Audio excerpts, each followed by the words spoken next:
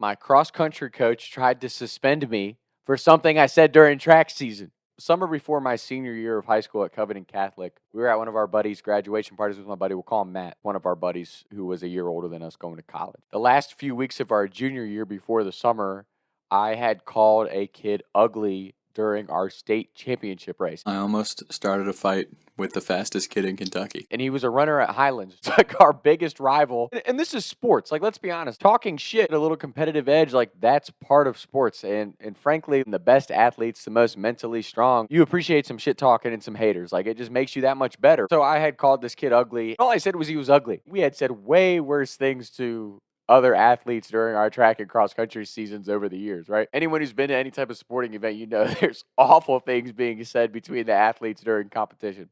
I just happened to say this kid was ugly right in front of his head coach at Highlands and the entire family team section at Highlands while he was running in his race. So it became this whole big thing because my buddies got yelled at for something I said, and I didn't get caught, so I had to go confess so my buddies didn't get in trouble. Honestly, it was what it is in today's society, which is, wah, go tell an adult because I can't handle any adversity. That's exactly what it was. So what do I do when I find out my buddies get in trouble? I go sack up, tell my coach, hey, I'm the one that did it, my track coach. And my cross-country coach was just an assistant on the track team. He had nothing to do with the situation. He hears about it, and I had already addressed it. Nothing came of it.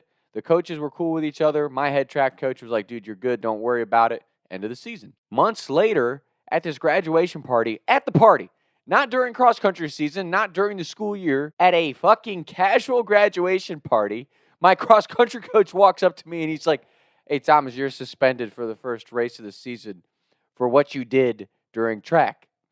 And he says it right in front of my buddy Matt. And I'm like, what? Look right at my coach. I'm like, what? You can't punish me in a different sport for something that happened last year?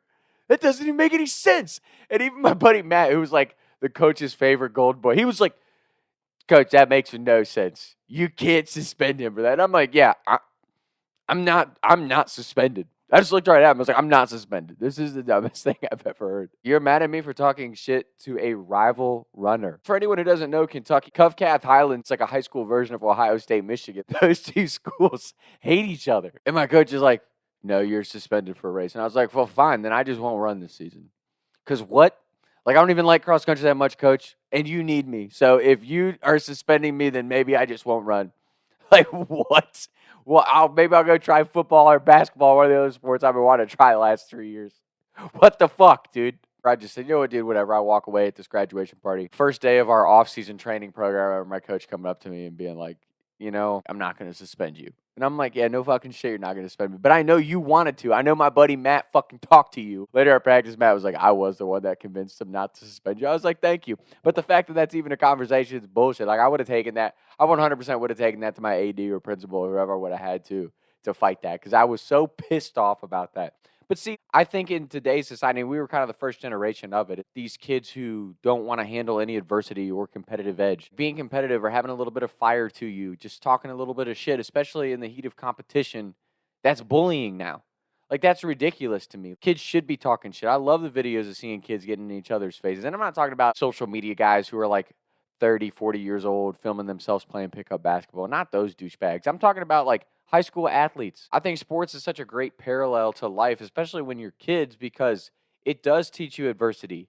And there's no way around somebody being better or more athletic than you. Like, you can't go run to mommy and daddy, or your coach or whoever, and be like, oh, this person's better than me. Well, the person's better than you. You had to go put in work.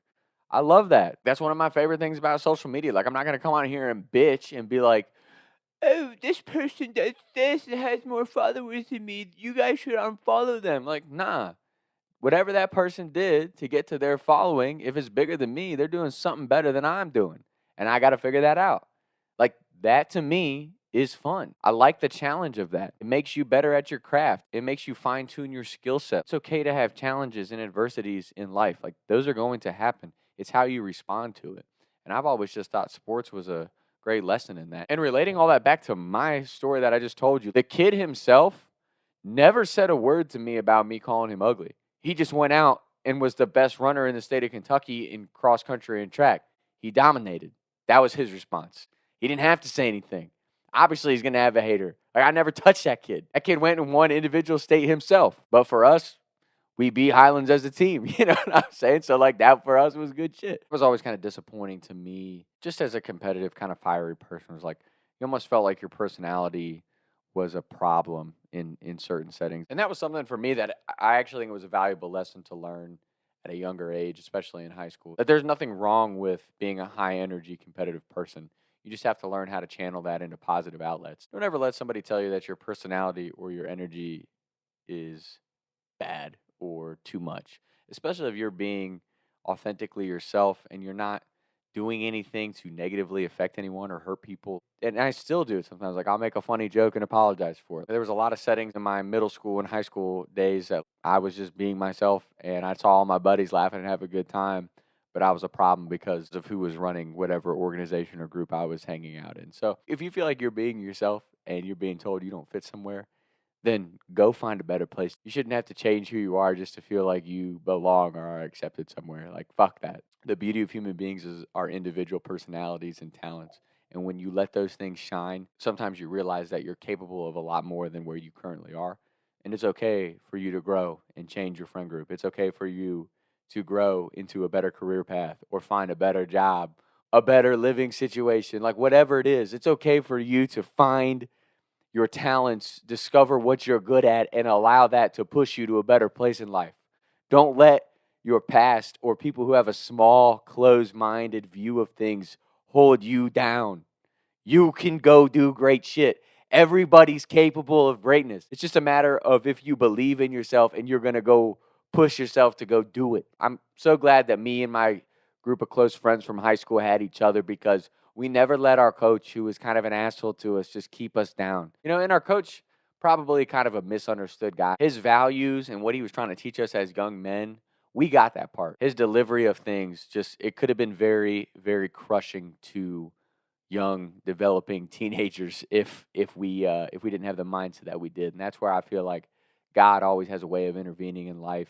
And that's why I always tell people, that's why I always say on here, stay positive. Always try to find those glimmers of hope in whatever it is that you're doing or facing in life. Try to find those slivers of hope, because faith is something that can start as small as a mustard seed and grow into something so great for your life. If you don't want to have faith in God or you don't believe in being religious, like, okay, I feel like that's your loss, but it's also your choice. I just feel like if you're not a positive person and I feel like you're dragging me down or pulling me into a negative place or just trying to kill the momentum that I've built, then I don't really want to be around you. Like, I'd rather just be by myself than be around people who aren't helping push my life in a positive direction. That's probably the biggest thing that I've learned in the last 3 or 4 years. Don't be afraid of that. You're not going to fall into isolation just because you're growing and finding new and better opportunities.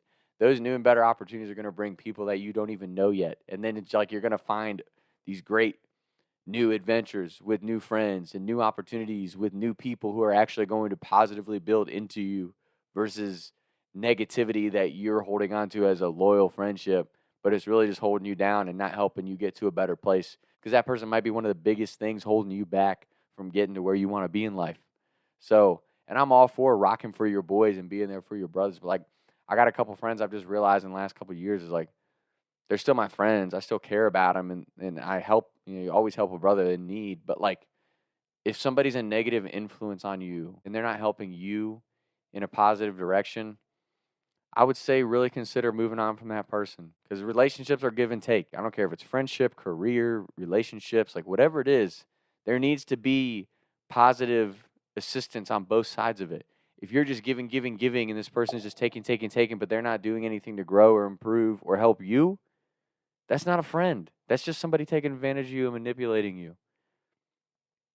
They can say all these nice things about you, but if they're not really there helping you improve, what kind of friend is that?